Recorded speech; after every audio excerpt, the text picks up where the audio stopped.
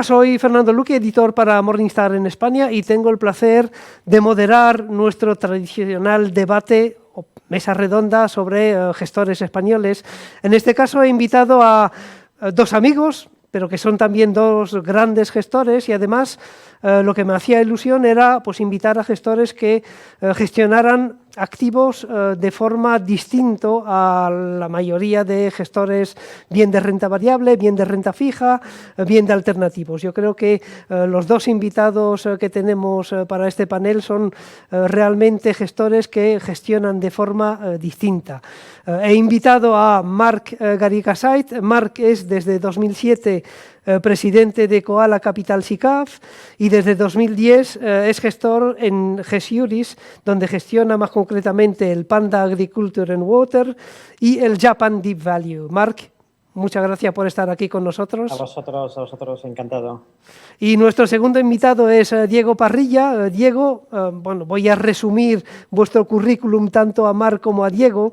Diego es Managing Partner en Quadriga Asset Managers, es una gestora de activos alternativos con sede en Madrid. Anteriormente ha trabajado en JP Morgan, Goldman Sachs, Merrill Lynch, Blue Crest Capital. Es, junto con Daniel Lacalle, coautor del libro The Energy World is Flat y es autor del libro The Anti-Bubbles. Diego, muchas gracias por estar aquí con nosotros. Un placer, muchas gracias por la invitación. Un poco para romper el hielo, os quería preguntar, como pregunta introductoria, si todo esto de la pandemia, del COVID, de alguna forma ha modificado vuestra forma de ver los mercados o vuestra forma de analizar las compañías y qué variables se han visto más afectadas en todo este proceso. Marc, si quiere, puedes empezar.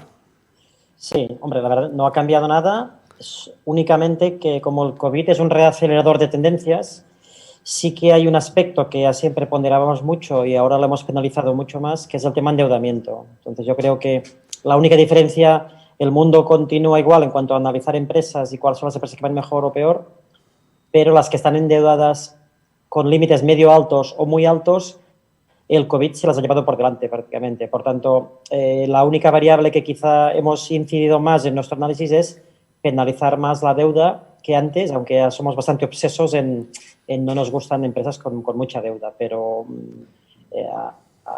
y aparte ha habido una reaceleración de tendencias, ¿no? De tendencias macroeconómicas, geopolíticas y sobre todo de consumo, de hábitos de consumo, que lo tenemos un poco más en cuenta, ¿no? A la hora de invertir, de buscar más empresas que sean más beneficiadas por estos cambios de consumo, que habrá que ver si se quedan por mucho tiempo o no. Y por tanto son pequeños matices, pero obviamente el corazón de nuestro análisis no ha cambiado, ¿no?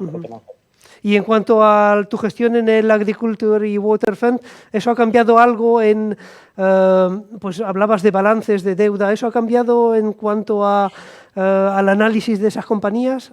¿Les está afectando mucho? No, a ver, pensamos que le va a beneficiar, pero a corto, en los primeros meses le penalizó, sorprendentemente, también porque separaron los flujos mundiales, ¿no? Y por tanto la exportación de comida entre países tuvo muchos problemas, ¿no? Logísticos y de restricciones. Por tanto, sufrieron mucho las empresas y los precios agrícolas en marzo-abril, que ahora se han recuperado mucho. Por tanto, no ha cambiado especialmente nada. Pensamos que ahora son más interesantes aún porque son activos reales y son empresas en general poco endeudadas y con activos que lo respaldan en negocio. Por tanto, pensamos que será beneficiado, pero hasta ahora pues ha sido, primero sufrió mucho y luego se ha recuperado, pero no tan distinto que el resto del mercado. Y en tu caso, Diego, ¿el COVID, la pandemia, ha supuesto un catalizador para los activos que estás vigilando?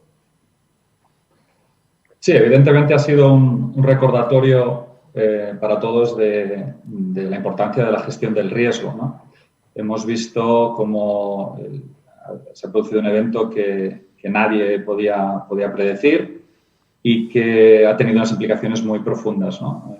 Más allá de, como comentaba Marc, pues la deuda, yo creo que había riesgo directo o indirecto, que, como puede ser el apalancamiento, ya sea por complacencia de los mercados, la gente, esta búsqueda desesperada y complaciente de rendimientos, en las que pues, hemos visto que muchos inversores construían la casa por el tejado, ¿no? En vez de decir, bueno, yo quiero tomar X riesgo, ¿cuánto me pagas? Había mucha gente que iba al mercado y decía, yo quiero mi 5%, dime qué tengo que hacer, ¿no? Y en un mundo en el que estos retornos han ido cayendo, pues había muchísimo apalancamiento directo y oculto, como llamo yo, en el que había pues, una volatilidad artificialmente baja, unas correlaciones y una sensación de que había muy poco riesgo, y esto ha sido pues, un shock para todos y básicamente tiene implicaciones muy profundas a todos los niveles en la gestión de riesgo, tanto de forma individual, con el apalancamiento, como en la gestión de carteras, ¿no? En la que hemos visto, por ejemplo, un riesgo que yo llamo falsa diversificación, y es que como mucha gente pensaba que tenía un poquito de equity, un poquito de crédito, un poquito de high yield, y tenía una cartera que pensaba que estaba diversificada, pero que en el momento de la crisis, básicamente, estas correlaciones pasan a +1, -1, y en muchos casos estas carteras en realidad eran una sola posición, ¿no? Digamos que esto es algo problemático y que en nuestro caso pues nos ayudó porque estamos diseñados para hacerlo bien durante estos periodos, y básicamente creo que tiene implicaciones profundas a corto, medio, largo plazo, pero como decía Marc, nada nuevo. Es decir, estos riesgos, aunque la gente no los viera, estaban ahí y bueno, hace que quizás, como decía Marc, se han acelerado ciertas tendencias. Para empezar, hoy estamos haciendo esta llamada a través de Zoom en vez de presencial, pero yo creo que a nivel macroeconómico, como asumo que hablaremos en los próximos minutos, ha habido también una aceleración de ciertas tendencias que son imparables. Uh-huh. Bueno, algo que ciertamente ha cambiado, por lo menos se ha acelerado, es la actuación de la Reserva Federal, ¿no? Para sostener los mercados tanto de renta fija como de renta variable. Y os quería preguntar, iba a decir, sobreactuación de la Reserva Federal, ¿eso va a tener consecuencias a medio o incluso a corto plazo? En tu caso, Marc, ¿qué piensa de la actuación no solo de la Reserva Federal, sino de todos los bancos centrales a nivel mundial?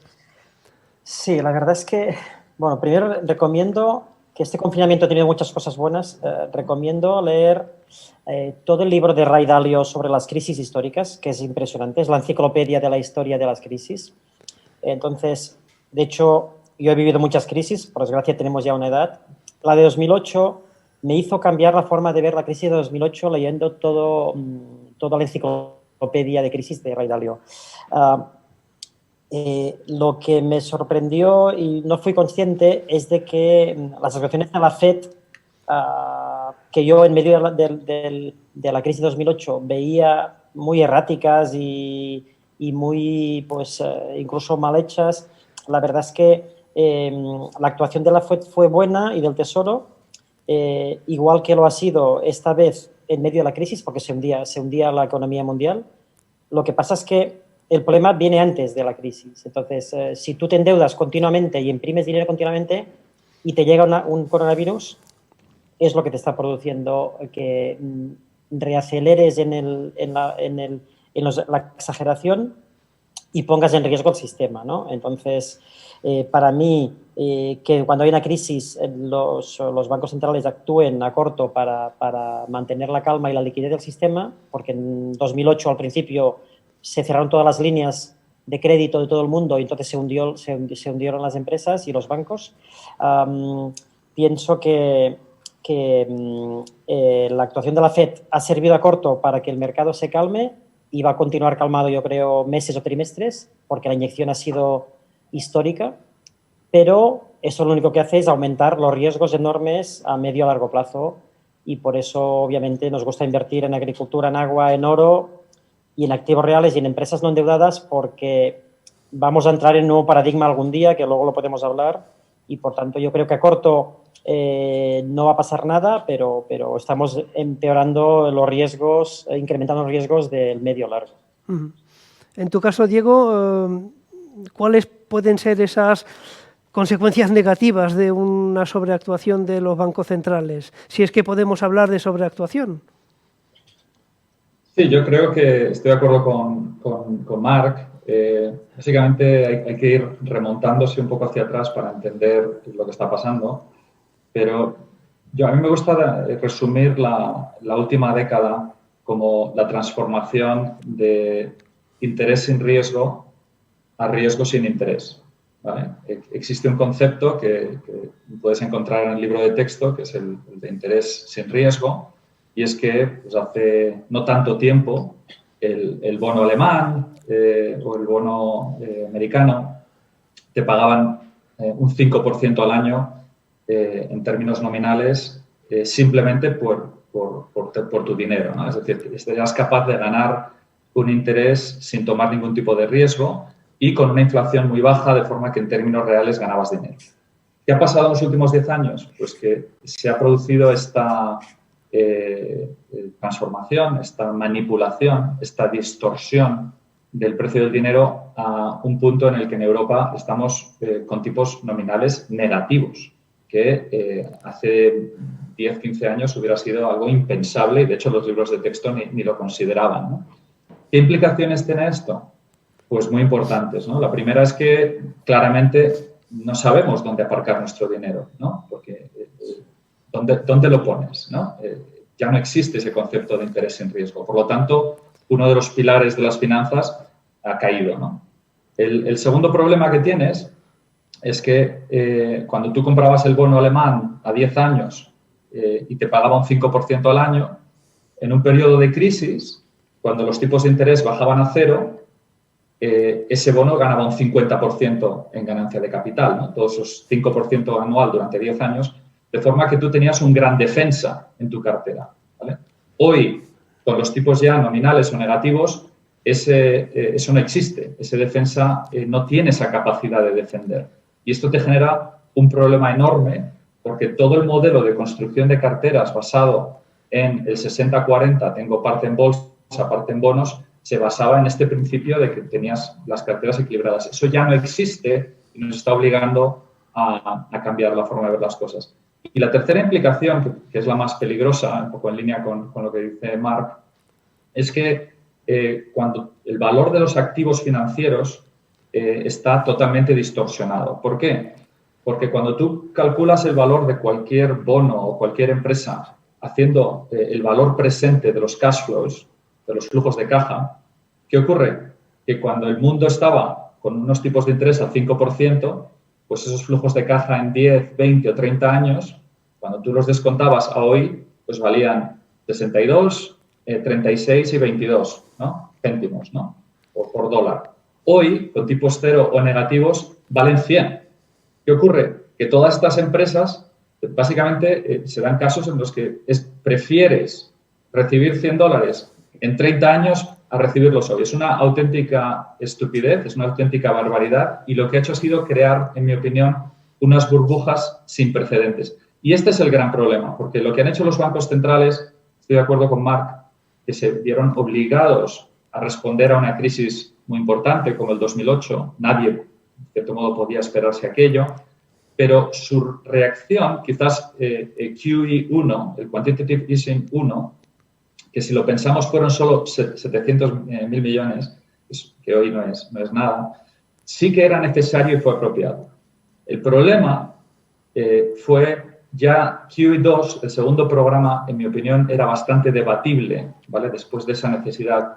Y QE3, básicamente que se llamó QE Infinity, ya hablaba de imprimir dinero infinito, porque este es el problema recurrente que tenemos con los bancos centrales y con la política en general.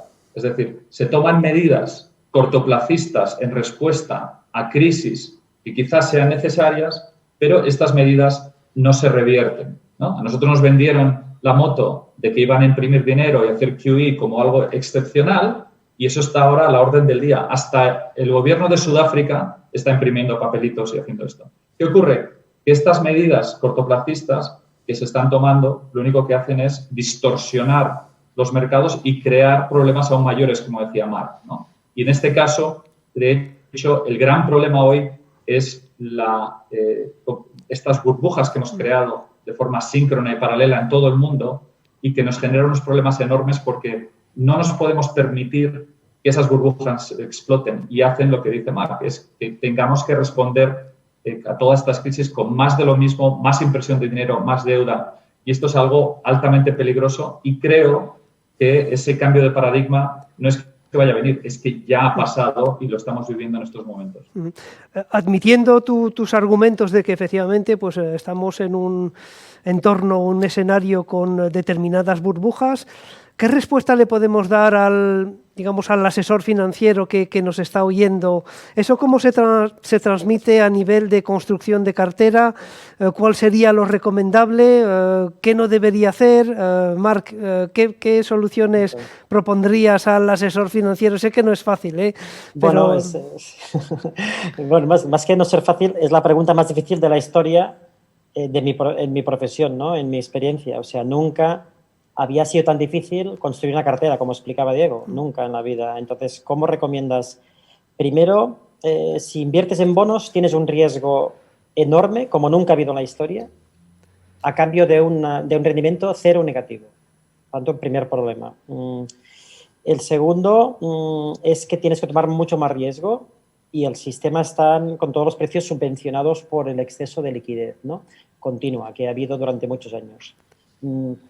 Lo ha explicado muy bien Diego en cuanto a la Reserva Federal. Yo diría lo mismo en cuanto al Banco Central Europeo. El whatever it takes de Draghi fue imprescindible y fue muy positivo, pero luego, en lugar de parar la política en algún momento, cuando las cosas se calmaron, continuó con la política de inyecciones y por tanto eso es lo peligroso, ¿no?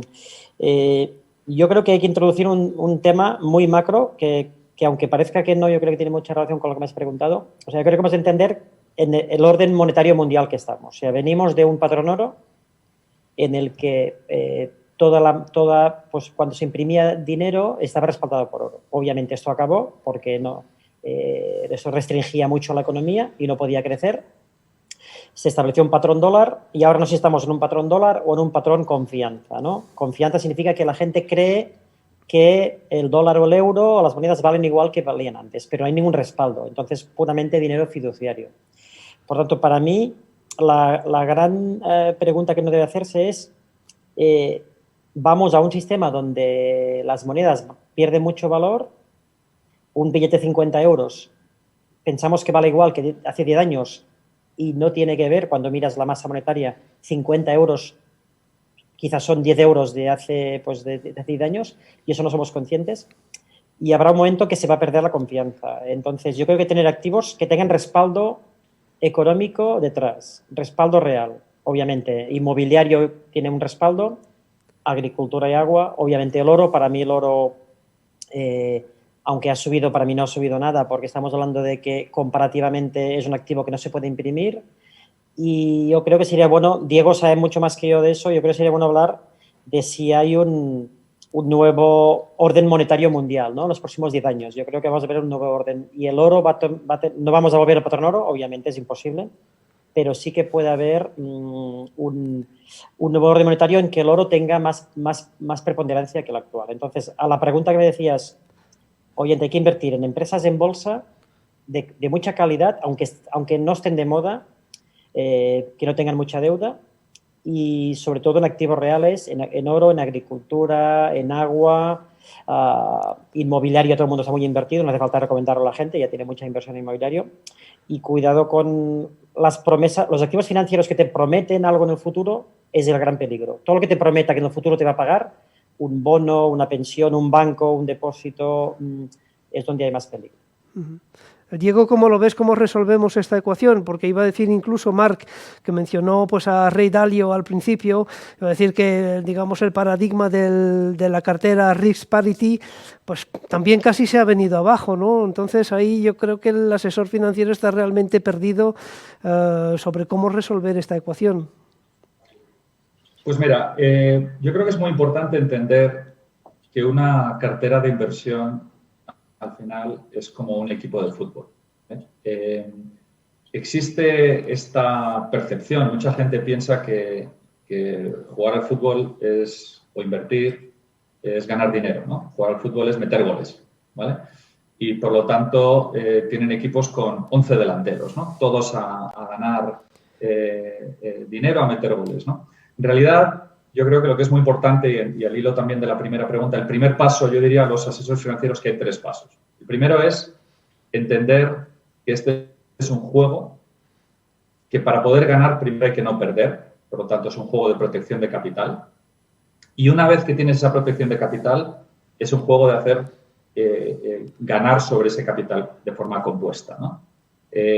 Entendiendo estas 2 reglas, mi primera recomendación es que hay que crear un equipo que tenga un perfil en el que haya delanteros, en el que haya centrocampistas, que haya defensas y que haya porteros, ¿vale? Explicaba antes con el riesgo de falsa diversificación que mucha gente sin darse cuenta pensaba que estaba diversificada pero tenía solo delanteros y cuando vienen las crisis caen. En ese sentido, es importante tener una cartera más equilibrada, ¿vale? En mi opinión, debería ser más cerca de un 50-50, ¿vale? Activos más ofensivos y defensivos. La segunda recomendación sería que delegaran algunas de estas funciones a los expertos, ¿no? Hay gente, pues como Marc, que tiene una experiencia y una valía extraordinaria en su sector, pero que a lo mejor hay otras partes que él delega y viceversa, ¿no? En ese sentido, pues nosotros, en mi caso particular, nos especializamos como un portero, ¿no? Pero hay muchos porteros, hay otros activos y creo que es importante tener ese concepto de equipo equilibrado. Es decir, primero, establecer los pesos, los objetivos. Segundo, delegar. Y en tercer lugar, y esto es muy importante, es el concepto de reequilibrar las carteras, ¿vale? Es decir, esto no es un juego en el que tenemos una bola de cristal. Ni Marc ni yo tenemos una bola de cristal, no sabemos lo que va a pasar, nadie lo sabe y esta crisis lo demuestra. ¿Qué ocurre? Que en un periodo, como fue el primer trimestre de este año, en el que la bolsa, dependiendo de lo que tuvieras, bolsa española, bolsa americana, lo que fuera, el mercado de riesgo te cae un 30, 40%, pues nosotros como porteros ganamos ese 30-40%. Es decir, que justo en esos momentos cuando se producen estas crisis es cuando necesitas el portero. Y ese es el momento en el que no hay que tener el pánico y si estás apalancado y te pilla con mucha deuda y te pilla tal, pues te obliga a vender, el mercado te saca. Ese momento de pánico es lo contrario, es decir, lo que tienes que hacer es reequilibrar tu cartera, pues vendiendo porteros y comprando delanteros. Y diría que hoy es quizás una situación contraria, es decir, hay oportunidades. ¿Qué ocurre? Que en vez de pensar que esto es un juego de soy muy listo, soy capaz de saber perfectamente cuándo compro, cuándo vendo, creo que es más bien lo contrario. Es decir, mira, yo creo mi cartera, tengo estas piezas que lo más importante es que se comporten de la forma en la que espero. Uno de los mayores problemas ha sido que gente decía, no, yo soy defensa y les ha pillado de delantero perdiendo una pasta en la crisis. No eras defensa, eras delantero. Y entonces, crear un equipo, delegar y rebalancear, al final, en mi opinión, es la forma de construir estas carteras. El segundo comentario, en vista a lo que ha dicho Marc, que estoy totalmente de acuerdo, yo diría que si esto del mundo de la inversión fuera un videojuego, ¿vale? Hay 3 niveles, ¿vale? El primer nivel es, puedes conseguir retornos en términos nominales. Es decir, como decía Marc, pues yo invierto 100 euros y recibo de un bono o lo que sea 102 euros en 30 años o 100 euros. El segundo nivel es el en el que estamos entrando ahora, es ganar dinero en términos reales. Es decir, sí, tus 100 euros te pagaron 102, pero eso hoy no te compra nada por la inflación. Y el tercer nivel, que no se puede obviar, es después de impuestos, ¿vale? Es decir, que en cierto modo lo que no te están robando, entre comillas, vía inflación, sin que te enteres, te viene por impuestos. Eso es un juego muy complicado. Entonces, estas 3 dimensiones hay que tenerlas. ¿Cómo creas la cartera? Y sobre todo los próximos 10 años. Pues bueno, yo creo que en los delanteros, el delantero ideal es un call option sobre el equity, ¿vale? Yo evitaría el crédito, porque al final el crédito sufres por la inflación, mientras que el equity creo que se va a beneficiar. Es decir, los delanteros, yo creo que es mejor tener equity que crédito. Los centrocampistas, estoy de acuerdo con Marc, los activos reales y el inmobiliario son mucho mejores que el efectivo, el cash, que te está diluyendo el dinero.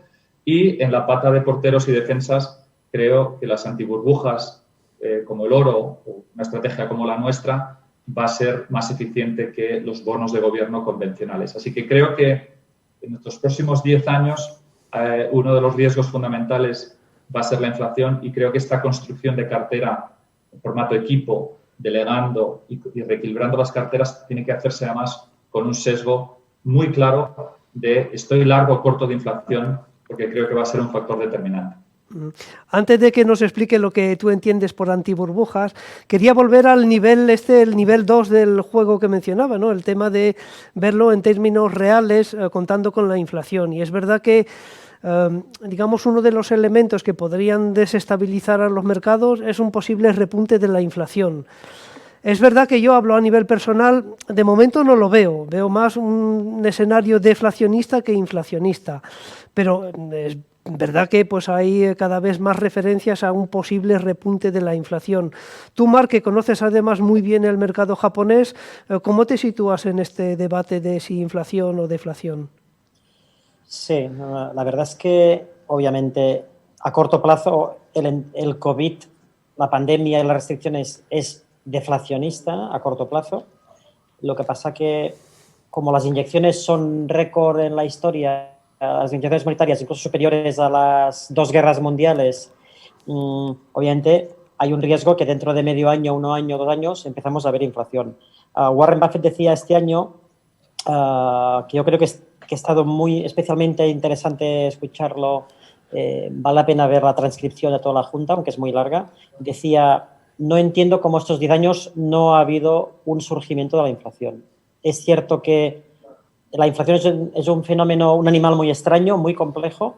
Lo que sí que hay que prepararse por si viene, porque históricamente estas políticas que hemos visto en los últimos 10 años provocan inflación. Entonces, de momento no vemos ningún indicio, pero como no estés preparado en caso de haberlo y no tengas activos adecuados, puedes perder quizá el 50% de tu patrimonio real en 2-3 años, ¿no? Entonces yo creo que hay que estar muy, muy al tanto, y sobre todo si un activo te sirve para épocas de deflación e inflación, por ejemplo, como son las acciones, yo creo que es muy bueno tenerlas. En cambio, los bonos o las promesas de pago fijas son muy peligrosas, ¿no? Sí, bueno, aquí el conundrum es decir, bueno, pues hemos tenido inyecciones monetarias tras la crisis financiera, pero eso no ha creado inflación. Entonces, ¿cómo se explica esto?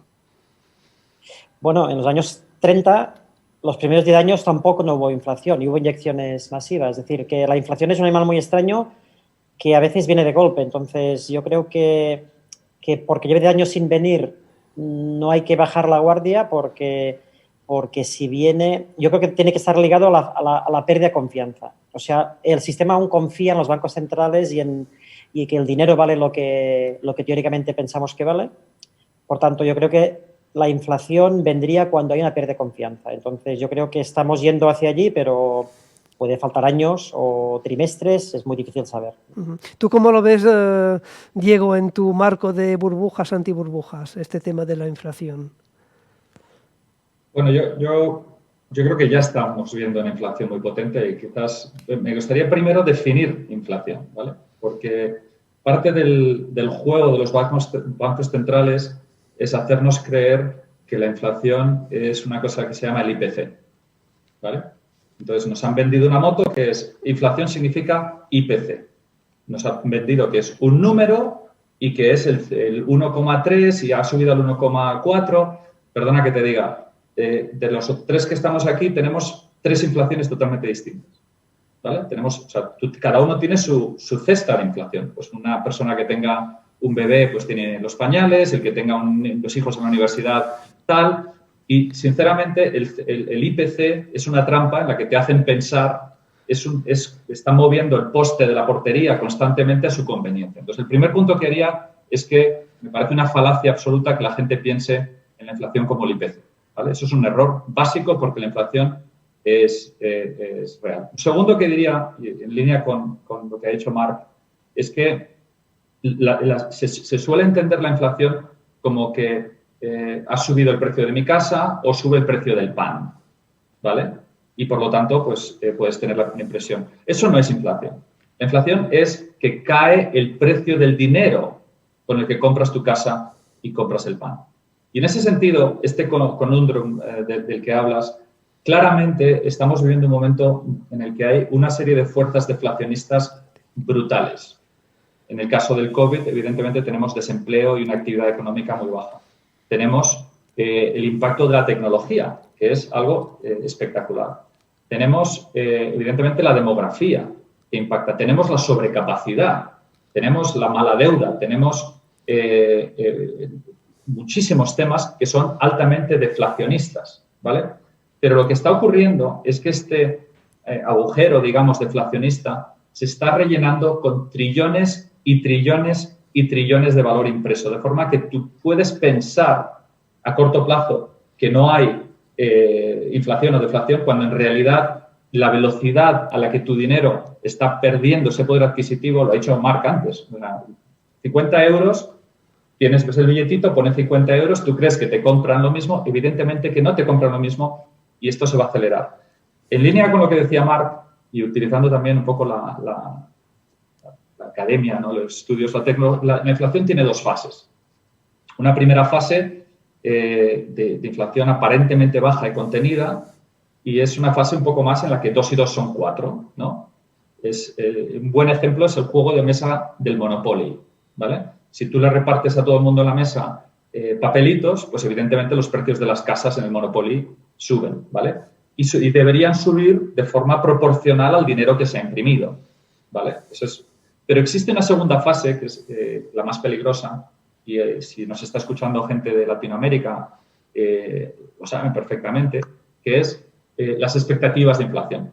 Ya no es solamente que 2 y 2 son 4 y se han imprimido X trillones y hago los números y mi casa debería valer Y, sino la expectativa de que ese proceso se acelera mucho, ¿no? Y es el reflejo de la ley de los retornos, de Law of Diminishing Returns, de los retornos menguantes, ¿no? Y estamos en un proceso en el que ves la típica foto en un supermercado en Argentina que el pan cuesta 100 o 100.000 millones y tachado a media mañana y vale 150.000 millones, ¿no? Es decir, ese proceso de inflation expectations cuando se va de la mano, yo creo que estamos en una situación en la que esa puede sorprender al alza, pero estamos en una situación, en mi opinión, muy peligrosa y en la que, no nos engañemos, esta inflación ya está pasando, se está produciendo. Y yo, para finalizar, diría un ejemplo que uso siempre, ¿no? Que es el ejemplo de la rana en el agua hirviendo, ¿vale? Como bien sabéis, o hemos oído, si tienes agua hirviendo y tiras una rana, la rana salta, ¿vale? Intentaría salir. Pero si tú metes una rana en agua tibia y la vas calentando, la rana muere hervida. Nunca jamás salta. Ese caldo es el caldo de la inflación. A nosotros, el 2% que tienen los bancos centrales como objetivo de inflación está calculado científicamente, aparte de que no es cierto, porque es un 2% de IPC, no es, el número es mucho mayor, pero está calculado científicamente para, como decía Marc, en 10 años, diluir tu poder adquisitivo en un 20% más compounding. Y en 20 años, prácticamente, con una inflación del 2%, te ha quitado prácticamente la mitad de tu dinero, tu poder adquisitivo. Tú en el año a año no lo has visto, te parece que el 2% no es suficientemente grande para que saltes de ese caldo, pero es algo que no solamente es real, sino que es muy superior a los números que veamos y se está acelerando de una forma muy peligrosa. Y esto es algo muy complicado y que revierte al punto que decía Marc de la confianza en las monedas, la confianza en el sistema y algo que, por desgracia, sabemos que los bancos centrales no tienen una respuesta mejor y están intentando transformar un problema que es enorme, en particular las burbujas, en otro problema que es inflación, esperando con los dedos cruzados, los 20 dedos, manos y pies, que no se acelere. Quieren una inflación suficientemente alta para que la deuda de un gobierno se vaya diluyendo y, yo qué sé, te debo 100.000 millones, bueno, pues 100.000 millones en 10 años a lo mejor es mucho más abordable y estoy imprimiendo dinero para pagar, pero que no se les acelere demasiado. Y ese riesgo es muy difícil de controlar y hay un efecto retardado, ¿no? Es como el que ha estado todo el día en la playa sin crema y dice, si no me he quemado. O tiene una radiación, ¿no? ¿A quién no le ha pasado que llega por la noche a casa y no se puede mover, ¿no? Pues yo creo que la inflación es algo parecido. Tiene cuidadito porque el efecto es retardado y, en mi opinión, es importante que estemos hablando bastante tiempo de este tema porque es uno de los grandes riesgos que se está cocinando en los próximos años y que creo que los inversores tienen que entender. Y estoy de acuerdo 100% con Mark, con su visión, tanto con activos reales, agricultura, oro y activos reales en general. Hablando precisamente de pues, activos agrícolas, el otro día, preparando pues, este panel, pues estaba mirando el índice de materias primas agrícolas, comparándolo con los índices de acciones tradicionales, y hay una diferencia enorme, brutal.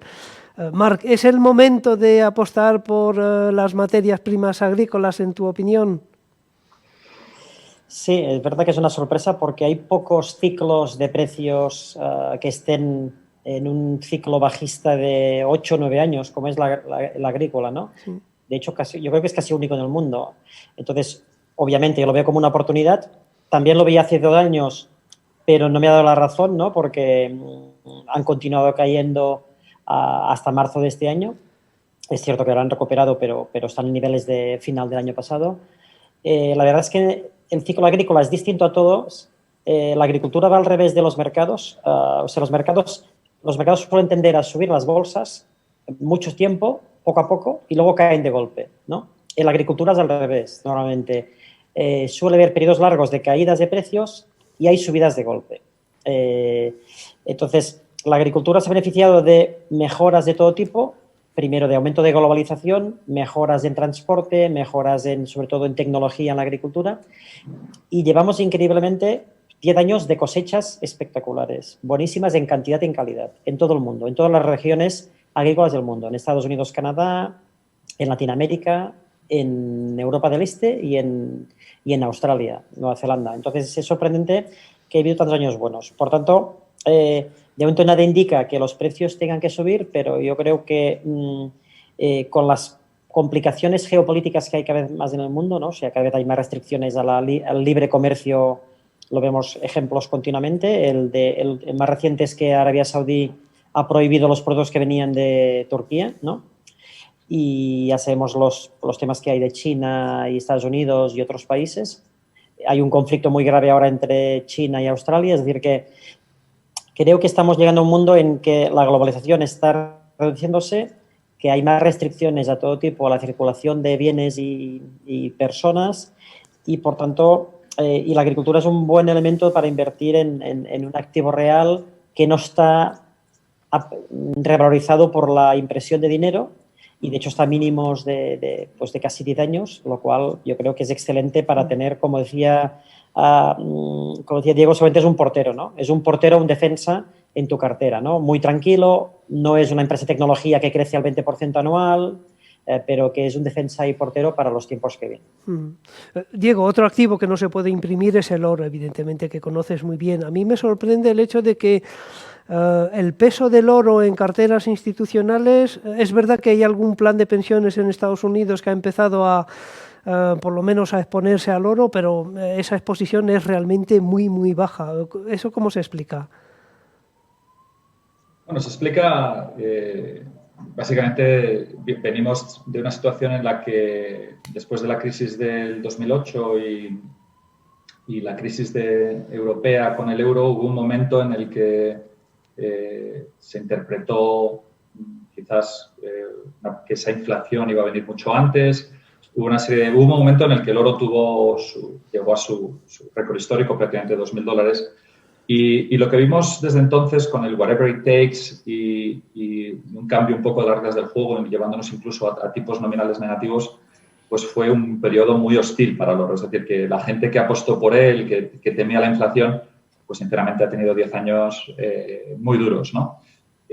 Yo ya un poco en su día, con el libro y aquel artículo que escribí, que fue portada del Financial Times, que se llamaba La tormenta perfecta del oro, con el oro a 1.100, 1.200, yo hablaba de un poco los riesgos de estas políticas monetarias y fiscales sin límites, anticipando un poco lo que pudiera venir, y ya hablaba pues de una posibilidad del oro a $3.000 o $5.000 en 3 o 5 años, que sonaba ciencia ficción, pero también sonaba ciencia ficción cuando el petróleo estaba a $120, la gente hablaba de peak oil y Daniel Lacalle y yo sacamos el libro que hablaba del petróleo a 30-50, ¿no? Y del aplanamiento energético. Es decir, que existe un cierto... En ese sentido, yo creo que el oro, introduciendo quizás el concepto de antiburbuja, si te parece bien, sí.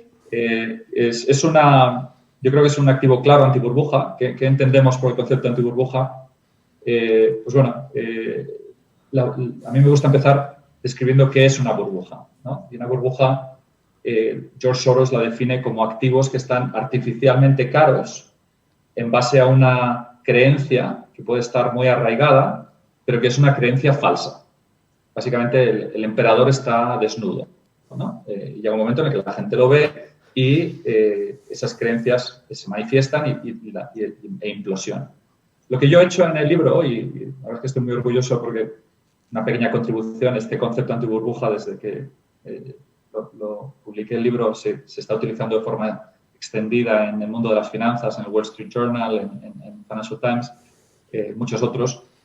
Lo que yo presentaba decía, bueno, las creencias falsas distorsionan la realidad, pero no solamente con valoraciones artificialmente caras, tú también puedes tener valoraciones artificialmente baratas, ¿vale? Entonces, en ese sentido, la primera dimensión del concepto son activos que están artificialmente baratos, es una cuestión de tiempo que suban, ¿vale? En ese sentido, es una forma de value un tanto extrema, ¿vale? La segunda dimensión del concepto, que es relevante también, es el hecho de que, dada una cierta creencia falsa, por ejemplo, imprimir papelitos resuelve problemas, ¿no? U otras muchas, no hay inflación, lo que tú quieras.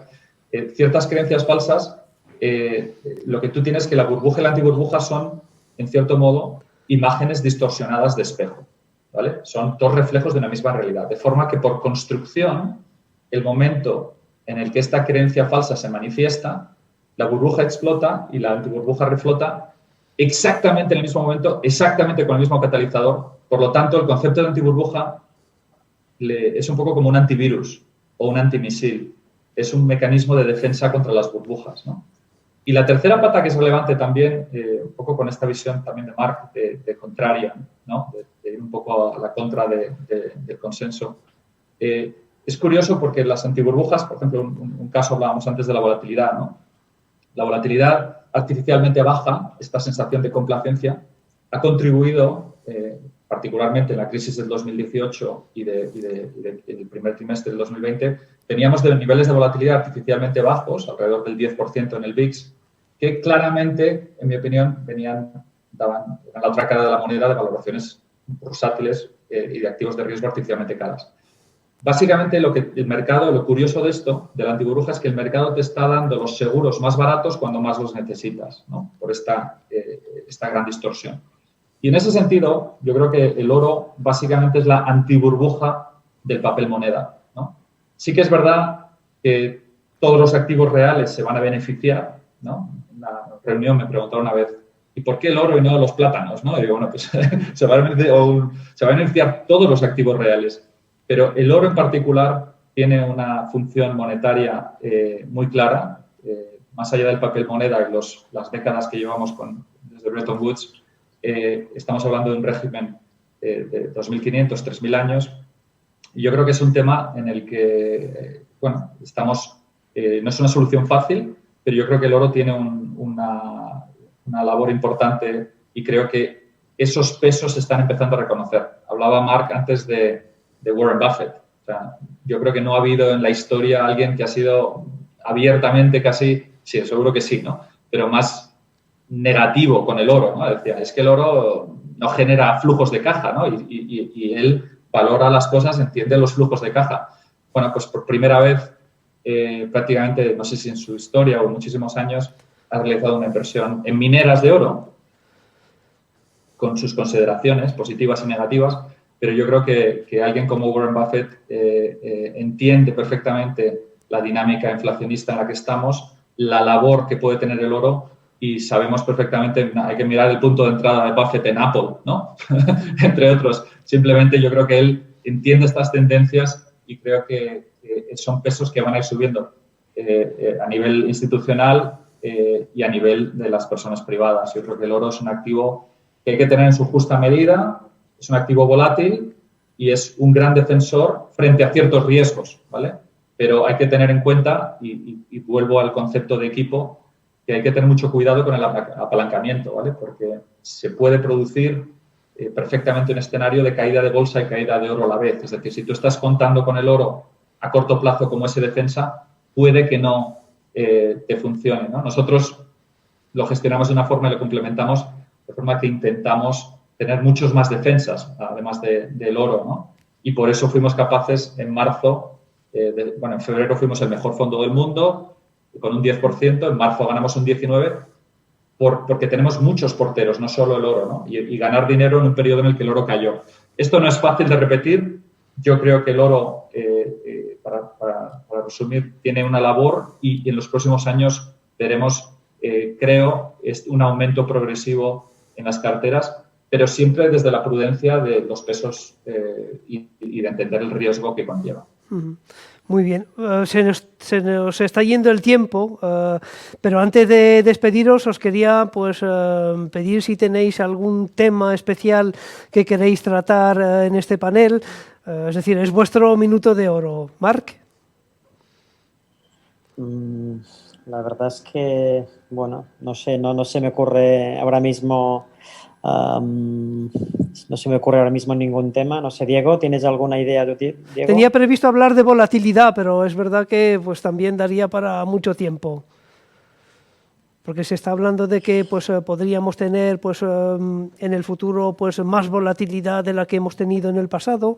Yo creo que, un poco hilando muchos de los conceptos, creo que tenemos que entender que estamos en un cambio de paradigma. Y creo que hay que entender que los próximos 10 años van a ser muy distintos. Y quizás iría por un punto, un comentario, simplemente para evitar problemas, ¿no?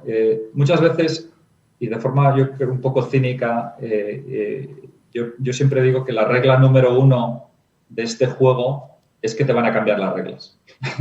Entonces, en ese sentido, estamos en un momento en el que el libro de texto nos dice: si viene inflación, van a subir los tipos de interés y, por lo tanto, van a caer los bonos a largo, ¿vale? Es la típica cosa que escucho cuando la gente sabe que estamos largos de bonos. Bueno, yo creo que las reglas del juego han cambiado. Creo que la normalización monetaria, es decir, pensar que vamos a poder subir los tipos de interés, es ciencia ficción. Porque si subimos los tipos de interés al 5%, el sistema se nos derrumba. Se te cae la bolsa, se te caen los bonos, se te cae el crédito, se te va la bancarrota, todo. Por lo tanto, estamos en un punto en el que esa normalización monetaria no puede ocurrir. Vamos a tener la inflación y vamos a tener tipos cero por muchísimo tiempo.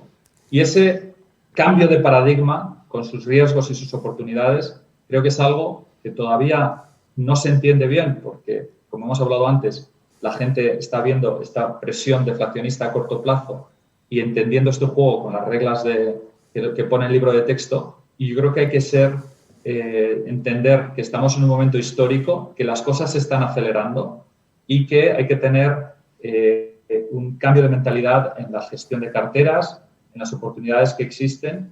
Y vamos, yo creo que en ese sentido es el mensaje mayor o más importante que me gustaría dar de entender estos cambios que se están produciendo, la relevancia que van a tener a medio y largo plazo y si bien no es fácil hacer estos ajustes, creo que algunas de las ideas que hemos propuesto hoy podrían ayudar a aquellos que nos escuchan a proteger su capital, tanto en términos nominales como reales y bueno, a partir de ahí vamos a ver cómo se desarrollan las cosas. Pero creo que va a ser un periodo bastante volátil, de bastante incertidumbre, con mucha polarización y con eventos de cola tanto por arriba como por abajo. Así que creo que a nivel macro va a ser un periodo fascinante y creo que estrategias como la de Marc a mí personalmente me gustan mucho y creo que es un gran equipo. Así que también decir, si puedo, tirarnos un poco también de algún complemento a nuestro lado. Yo creo que en ambos casos estamos demostrando que el talento español puede competir. En mi caso en particular, de los 600 millones que hemos levantado en los últimos 2 años, está entrando muchísimo dinero de fuera de España, de Alemania, de Inglaterra, de Estados Unidos, de grandes mercados que están reconociendo este talento. Y en ese sentido, sin ningún complejo, creo que hay muchísimo talento entre los que nos escuchan, en los equipos de gestión, y creo que Marc y su equipo destacan en su sector. Así que enhorabuena, chicos, y nada, a seguir creciendo. Solo añadiría, Fernando, para Sí. cerrar, que si Warren Buffett con 90 años ha empezado a invertir en oro y en Japón, que no lo había hecho nunca, si el mejor inversor de la historia es capaz de adaptarse a un nuevo entorno que viene con 90 años, yo creo que es una señal más clara e imposible, ¿no? Bueno, muchas gracias, Marc, muchas gracias, Diego. Cuidaros mucho y de nuevo os doy las gracias por participar en este panel que ha sido, yo creo que, muy interesante. Gracias. Bueno, a vosotros. Gracias a vosotros por la invitación. Mucha salud para Gracias. todos. Igualmente, gracias. Hasta luego. Adiós.